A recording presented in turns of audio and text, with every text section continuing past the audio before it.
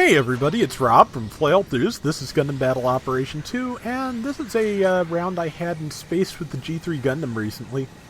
It came out really well. I don't remember details, but I do remember that I was going up against a fair number of GPs, I believe. Probably GP2s, and I think, yeah, there's some GBO3s out already. This was, I think, a couple of days after it premiered. That is GO4 Gundam that will nuke me if I let it, and I let it. So yeah, I'm not starting out great, but it does pick up from here. That much I do know. But I may as well take the opportunity, since I'm half dead anyway, to get this checkpoint, because waypoints are important. It's an ace match, so, you know, so far, I'm not looking like the ace just from the amount of damage I just took, but we'll see. That G4 is definitely going to get an assist when I drop, because, man. Let's see, time to switch to the beam rifle, because it's much better for spot shooting at a greater distance. Bazooka, ooh, yeah, I'm dead. I'm just stone dead. Yep.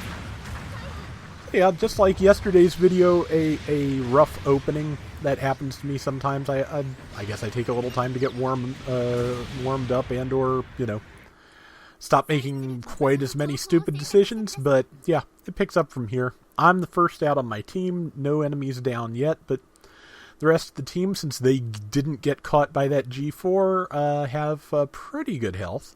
They're starting to take some hits now, but I'll get back in to help as soon as I can. Raids, especially with some decent high-end generals like the GBO3 out there, they can be a tricky proposition at times. Though I feel like the GBO2 and the Gerber Tetra are both kind of making, raids a little bit more relevant, because it all comes down to, what you're going to be fighting and when. And yeah, the GBO2 and the Gerber Tetra can both fight a close-up or at range, and that makes a lot of difference in a raid survivability. That is what makes the G3 so good, in my opinion. That was a 450 kill. G3, yeah, it is a raid. It does not have dodge roll. It does have maneuver armor. Has double hyper bazookas, which do pretty solid damage, and a beam rifle is a sub weapon. And it has 2 melee swings. It is a ranged raid. Those do exist. Bazooka, of course, being another famous example. But yeah, it's not bad. Missed with that. Since I'm in, I may as well go melee. Only did 1 swing. Saw my teammate rushing in. Did not want to hit them. Only hit with 1 of the 2 shells there from the look of the damage I did. The G3's beam rifle works kind of like the ground-type beam rifle in that it does relatively weak damage uncharged, but charged gets a greater boost than your average beam rifle. Let's see, that person is... I do not have time to do any more damage. Got smacked. Not a hard smack. Might even have been one of my teammates trying to hit that guy. Regardless, tagged with 1 shot. Did not quite follow up. Vulcan time! Yeah, boosting with Vulcans often gets people by surprise, in my opinion. And he just uses dodge roll, which is my cue to switch to melee. And... kill. No, not kill. Close to kill. Almost kill. Semi-kill? Quasi-kill? There's prefix there of some sort. But, okay, so there's that. We've got a pretty good lead, which, was not expecting when that one started. 5,000, 1,700. That can be, they can make that up if they try, because it's an ace match. If they oftentimes, and I've been on both sides of this equation, the team can be not too cohesive at the beginning, but really coalesce when the ace comes into the picture.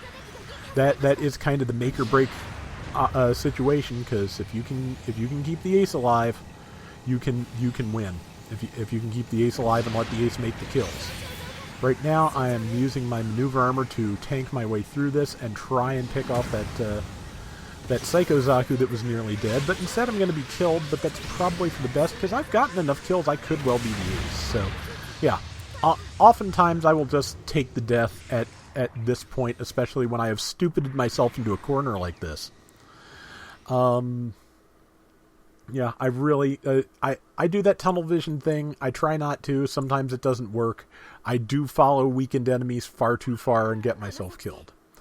Good news is I did realize that I had the potential to be the ace and let myself get killed, so I am now, about to be back at full health and hopefully ready to capitalize on some weakened enemies.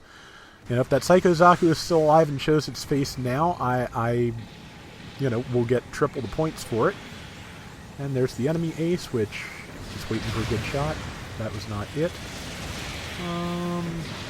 Landed that shot, landed the follow-up. If I can land one more, it is dead. I just have to wait for my opportunity. That I thought was it. It was not. That was also not. The enemy ace is also weakened, so if I can land a shot on them, that would be good. I'm taking a few hits, but they're fairly light hits. If I'm, that's why I zip back to cover, though, to kind of reset myself. Yep, just like that. Kind of like, I've watched a few boxing matches, and you can watch somebody take a heavy punch and like try and back off and get their guard back up, and that's kind of the same principle. I need to take a second and not take any more hits and figure out and reassess and figure out what to do next. There's a kill. We now have more than double their score. Missed with my saber. Enemy is trying to tag me. Got him with a tackle. Was not enough to kill. But, they managed to hit me. It's GBO3 with that, I believe. No, that's a G-line. I thought there was a GBO3. I thought I saw a lunging saber attack. That G-line, that is a bad thing for me to be fighting, actually, because that Gatling Smasher will live up to its name with the type advantage on me. It could pretty much rip me apart if I don't get it first. I got it first, just barely. Yeah, so luckily my team was sticking around to defend me, because that was not a good case of picking my targets carefully. That was picking a very poor choice of target. But I survived, and that is the important part. I didn't need to get that kill, which is good, because I didn't, and we are up to 14,000 lead, which is pretty good. Actually, the lead is 9,000, which is still good.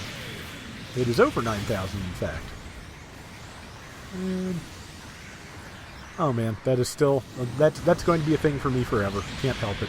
Trying to take down that one guy up there before I get killed, because I am pretty much in the same situation I was at the beginning of the match, but I am, I have enough hit points that I can afford to do a little bit of hunting here. I'm not going to lose this for us if I get killed, and I did not get killed. And let's see, can I get one more notch on my belt before the end of the round? G-Line is out of dodge roll, so if I can tag it, I've got it. He's trying to hit me with Vulcans because he can use those while flying, while boosting. And I got him! So, nice last second kill. And we got this by a country mile, but it definitely picked up from the bad job I was doing at the beginning. And I swear that person behind me is the Combaticon Onslaught in their full armor Gundam. That's a good choice. That's a neat idea. But yeah, so I was the most targeted as the ace, which makes sense, and still got 7,300 points and 7 kills and 2 deaths. Not bad at all. So that is going to do it for today's Gundam Battle Operation 2. We'll be back soon with more, so until next time, everybody take care and have fun. Later! You may have noticed, but I'm using that custom high-grade camouflage that was part of the monthly missions during the promotional missions during the anniversary event. I'm only using it in limited spaces right now. I'm going to ease into the horror.